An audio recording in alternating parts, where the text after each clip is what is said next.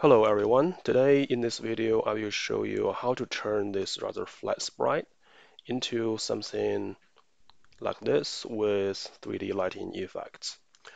In this video I will try to keep the bare minimum to replicate this effect, and I will not cover all the basic knowledge. However, I do recommend you to watch this video series which covered a lot of useful information. This video series was made by someone else a few years ago, but all of the details are still valid today. Now let's get started. Okay, here we have a new project here. So we start with creating a new object. We name this object obj sphere. We add a sprite here, added image. We just make a simple circle. And now if we place this sphere object in the room and run it, it's just a circle. Okay. And now let's create a shader for it. Create shader. And we name this shader to be sh normal.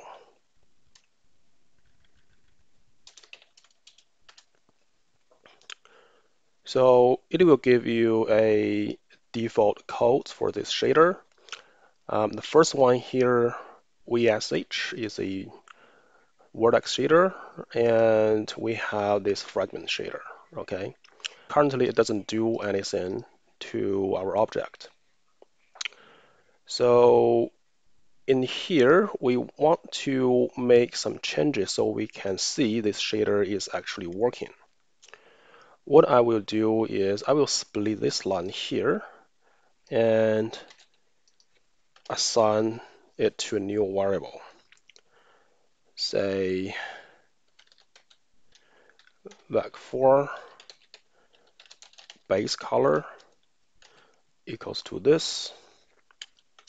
And then we simply do color swapping. For example, RGB will equals to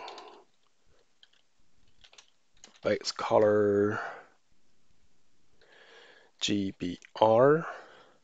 Okay, so basically this line is taking the color information from the texture using this texture coordinate.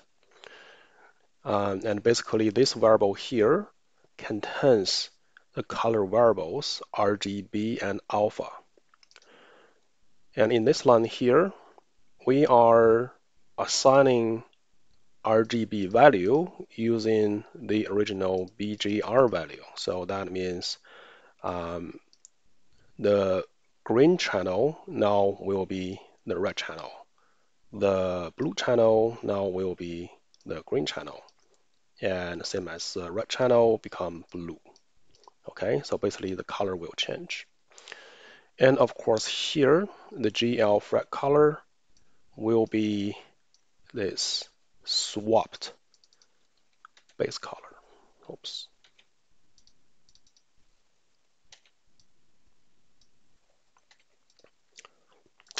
Okay, so that's our shader. Save it. Go back to our object, and now we add a create event. We go with code. What we do here is to create a shader variable for this object. We say shader equals to sh normal, so that's the name of the shader. Okay, and then we move on to the draw event. Create draw, draw. Okay. In the draw event, we want to apply this shader to the sprite. Shader set, shader, then draw self as normal. After that, shader reset. Okay, let's try it. So now the color has changed. Okay, so basically our shader is working. Next, we will add the normal map for this object, which will carry the information to tell the program the normal value, basically where that point is facing, the facing direction. Okay, so to get a simple normal map, you can go Google OpenGL normal map sphere, and you can download something like this. Okay. For me, I have downloaded one, so I will just drag it over. Okay, let me organize this a little bit. Sprites into sprites. Normal map, drag into the sprites here, and I will rename it as SPR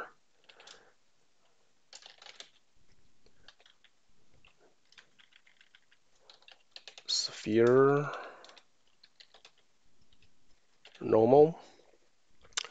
The size here, we need to size it down a little bit.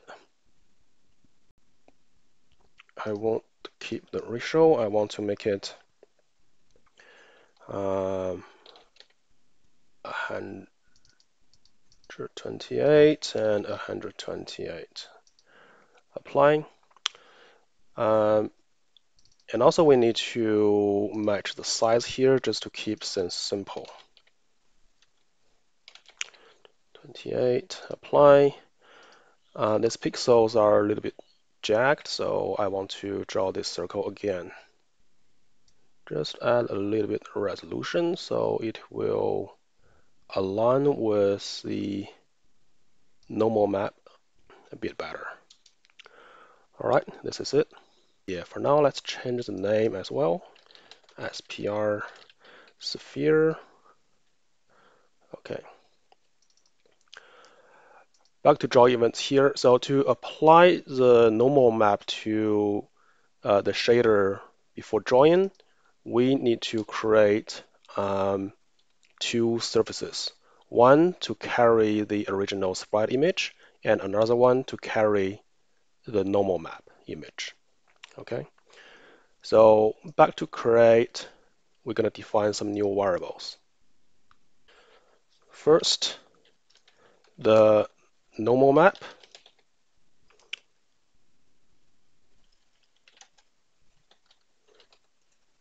SPR normal equals to SPR sphere normal.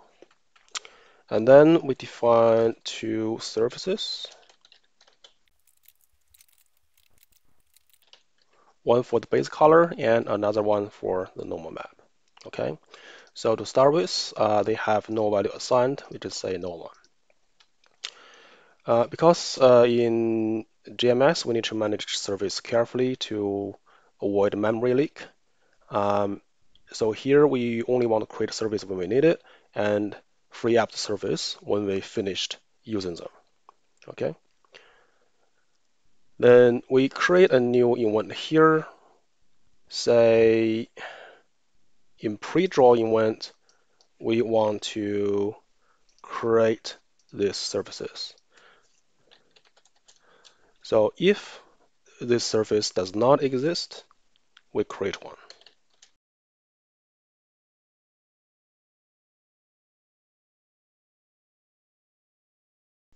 And we do the same for the normal.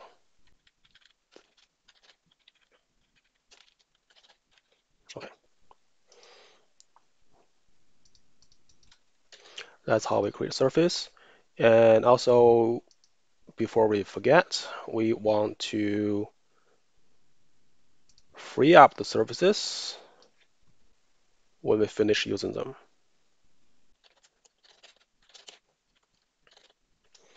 So that's opposite. If it exists, then we free up.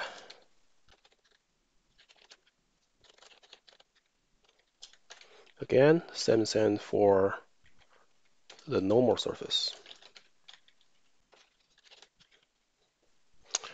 Okay, now we have surfaces ready. We go back to the draw event.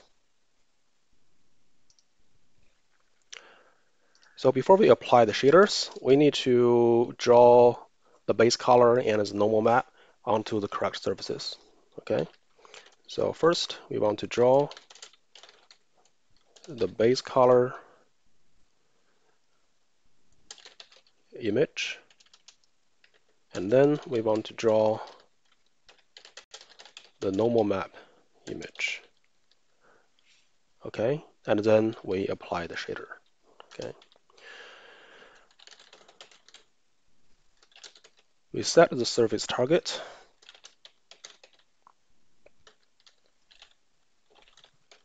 Surf diff. On this surface, we want to draw the original sprite image. Draw sprite. Here we can just say sprite index image index.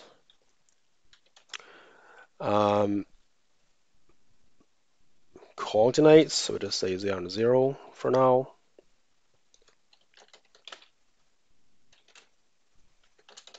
And then we reset target.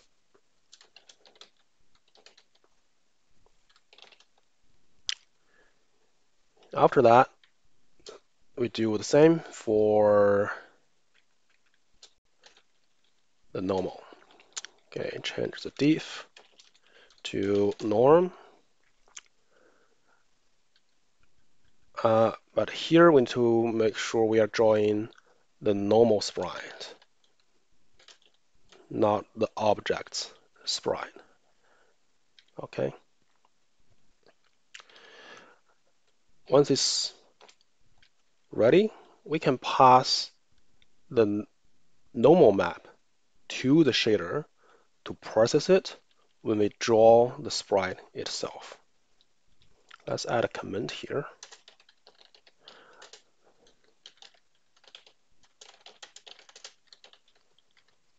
Okay. So to pass the normal map into the shader, we need to use the shader get sampler and texture set stage like this.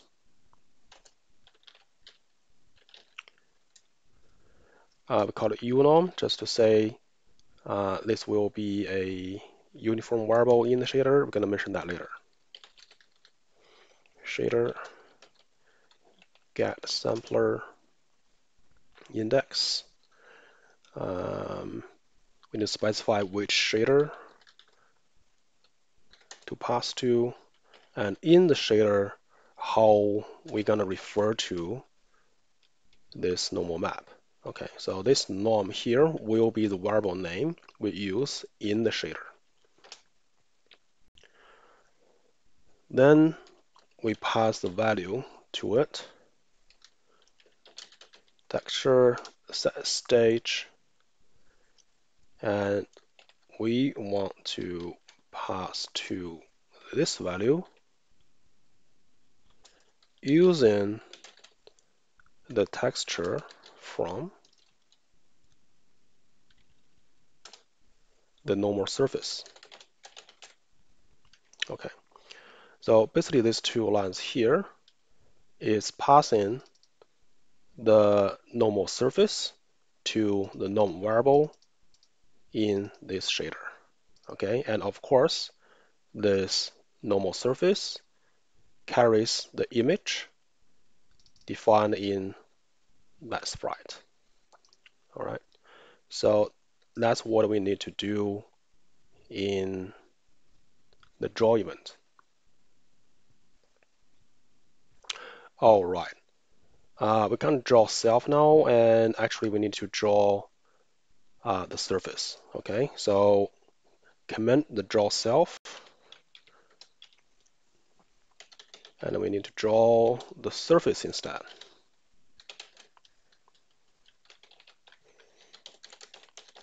Surf diff, which carries the base color of the sprite. And again, the location, let's just put 0 and 0 for now. Okay, so this is for the draw event.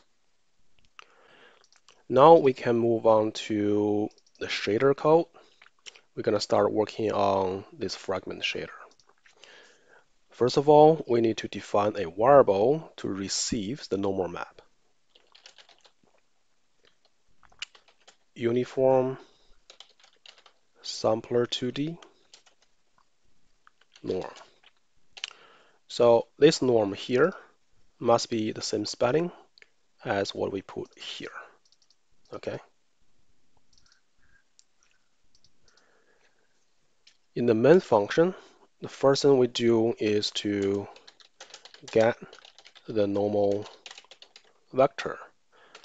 From here onwards, we're gonna process the pixels one by one. Okay.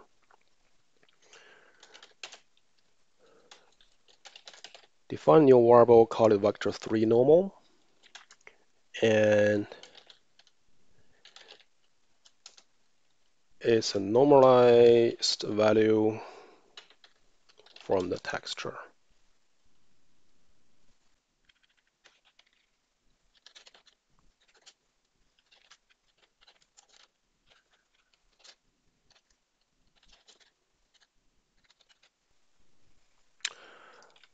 So this line here is getting the texture color value from norm. But to use it in the OpenGL shader, we do need to do a little bit of conversion. We want to multiply it by 2 and subtract by 1.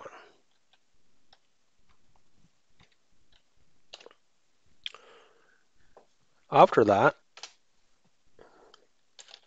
we need to do one more step. Normal.gb equals to negative normal.gb.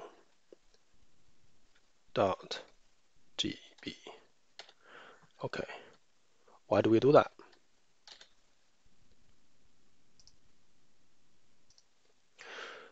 Looking at line 12 here, multiply by 2 and subtract by 1. This actually comes from the OpenGL tutorial, which explains in each RGB texel is encoded as a XYZ vector. So basically that's RGB. Okay. Each color component is between 0 and 1, and each vector component is between -1 and 1. All right. So we need to like convert the range from 0 to 1 to -1 to 1. And that's why we need to multiply by 2 and subtract by 1. Okay. We need some vectors to pointing towards the negative side in the coordinate system. Okay. So this is very useful. I will attach the link in the description. Moving on, in line 13, I'm inverting the green and the blue axis. The reason why here is in the next steps, we'll be calculating if the texel normal is pointing towards the light source or not. So basically, we need to make sure the vectors are in the same coordinate system. However, in GameMaker Studio and OpenGL, they don't share the same coordinate system.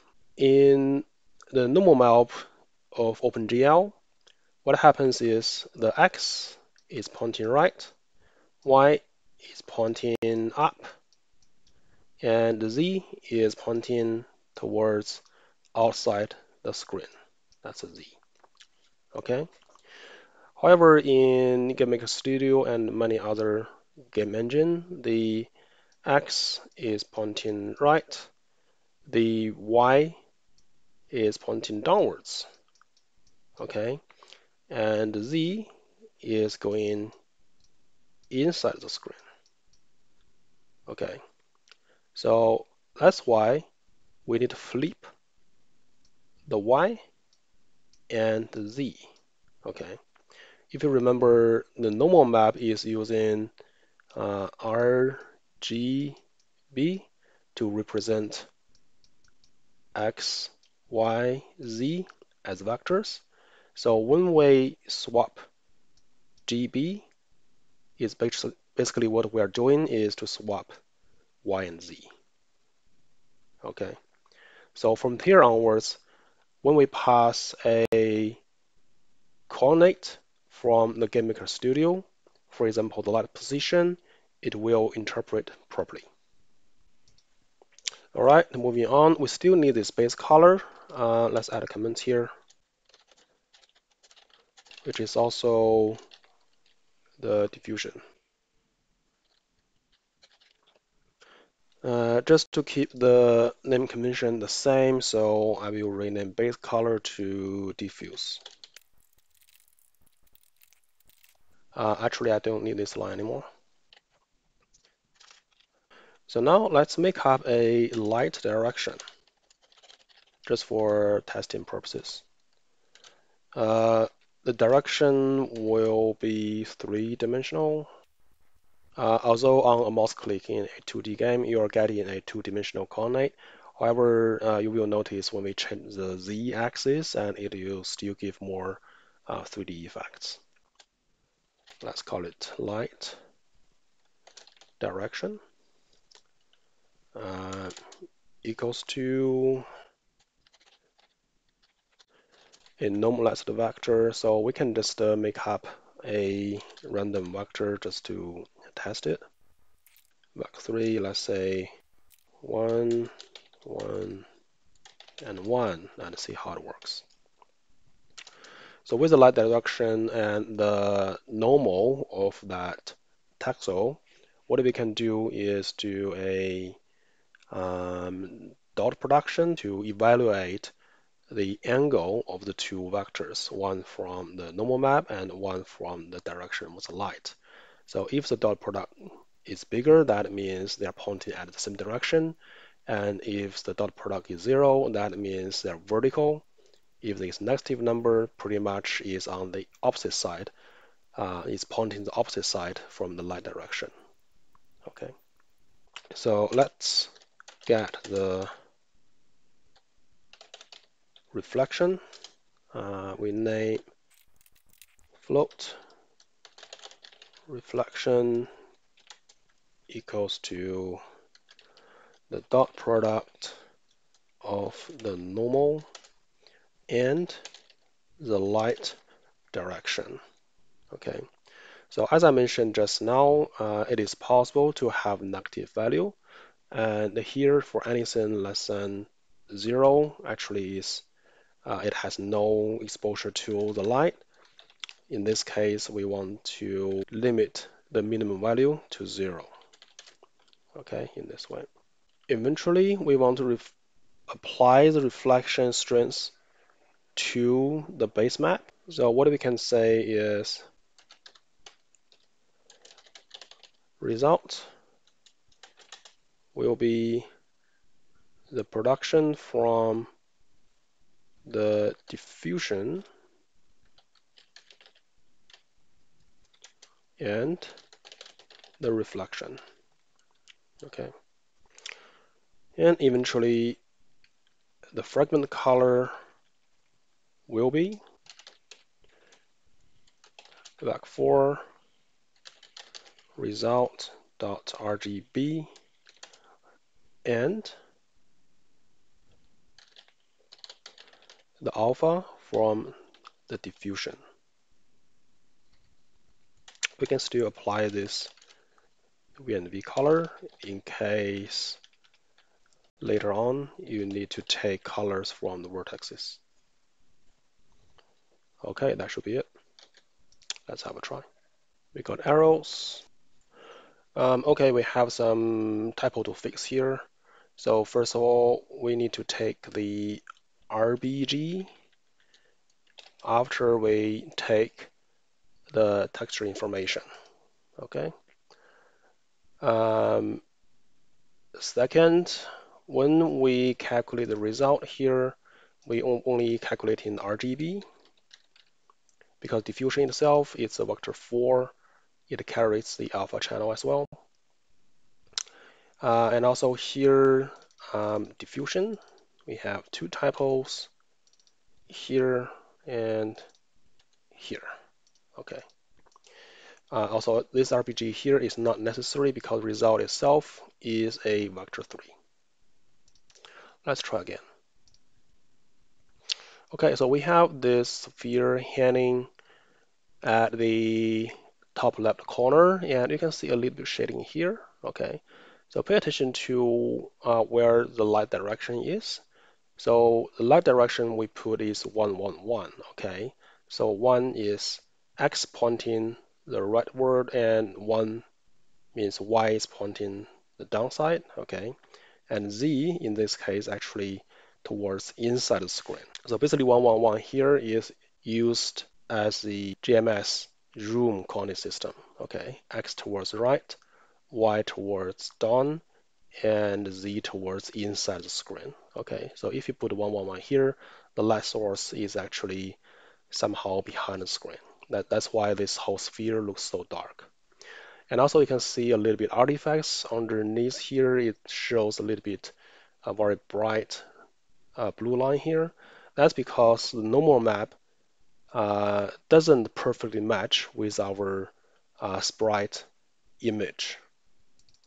If you look at this normal map closely, and this is how the normal map looks like on the bottom, and this is how the sprite looks like on the bottom. Okay, so that's why it's causing that artifacts.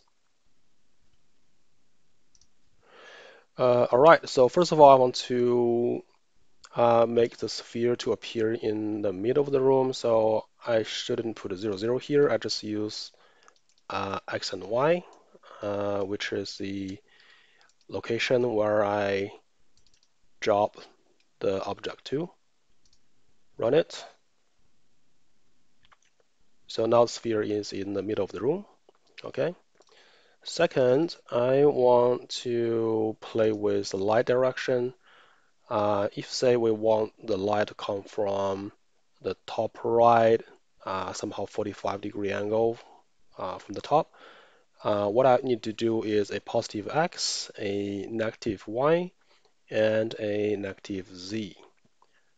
Okay, so this is above the screen and coming from top right direction. Let's have a look. So this is what you get here. It looks more like a three-dimensional object here. You have the shadow here. And also, again, you have these artifacts around this circle. That's basically because of the normal map is not perfectly aligned with the sprite image. But when you are making your own normal map, and you can always make it aligned perfectly, and we're gonna show that later. We can make a quick fix to this artifact. What we can do here is we can make this circle a bit smaller than the normal map area. Okay, so first of all, let's delete it. And we draw a smaller circle. Okay, save and run again. Now the artifacts are gone. It looks like more normal. Next, I want to make the light source dynamic. For example, I want the light to move along with my mouse pointer. To do that, we go to the object called draw event. Right after we apply the normal map, and we want to pass the mouse position to the shader as well.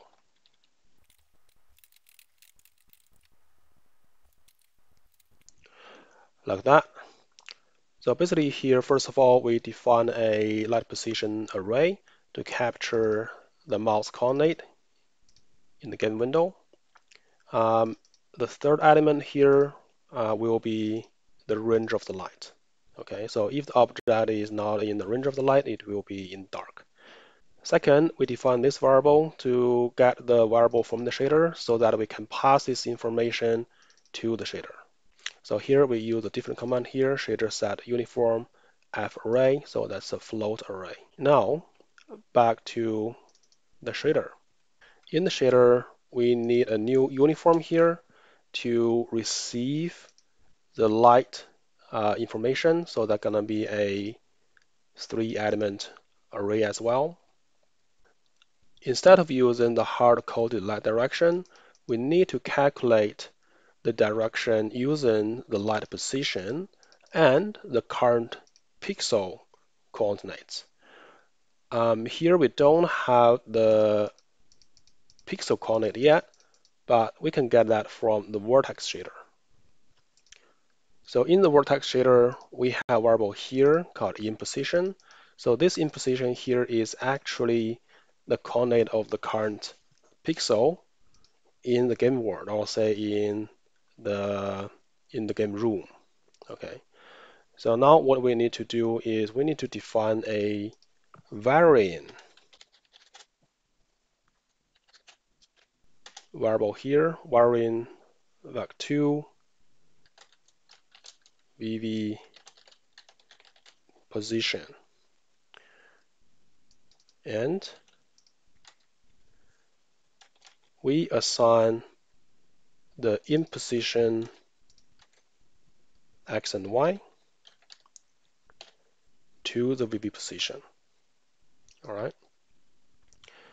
Back to the fragment shader, we need to define the variant position vector here as well. Okay, so this variable now will carry the current pixels coordinate. Then to get the light direction, we can comment this line off and calculate in this way. So first, we get the light position.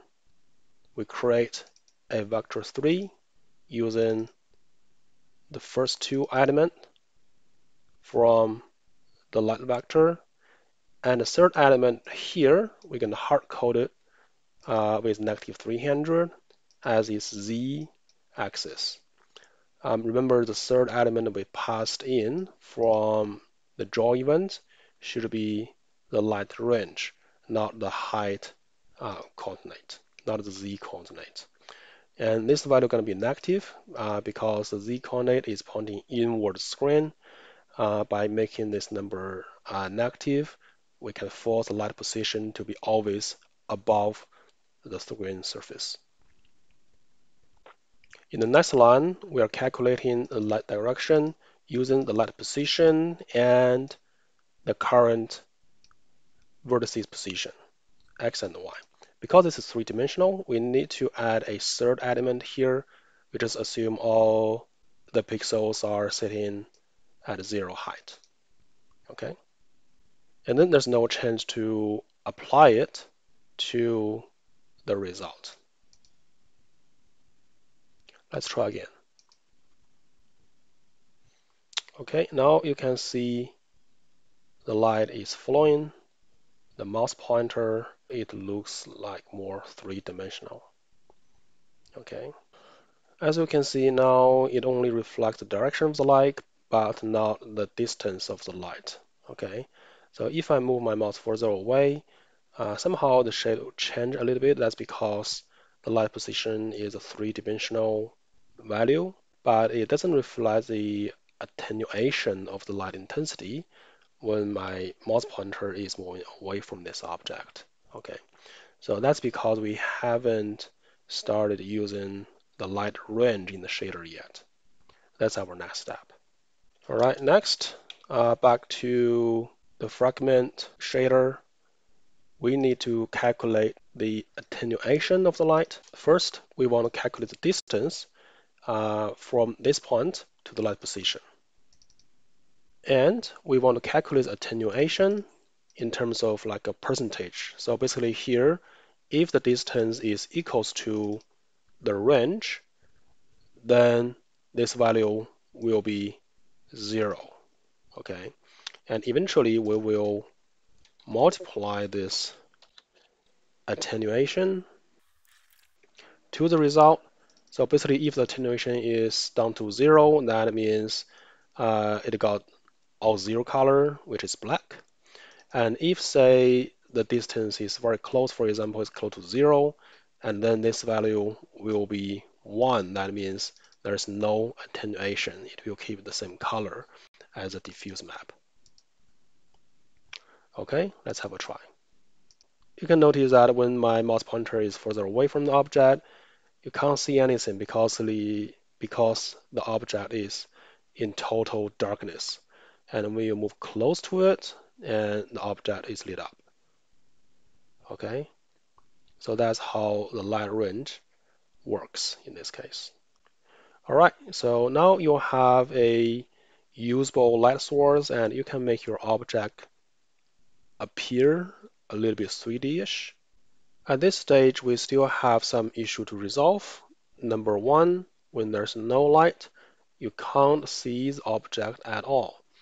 But in many cases, you still want to see the object as if it's in shadow, but you can still see it. So that's one thing we need to address by adding a ambience light or ambience color. The second issue here is currently we have only one light source. However, in your game design, you may need to apply more than one light source. Okay, and also we need to create a sprite and also create the normal map to match any sprite you designed for your game. And I will show that next time.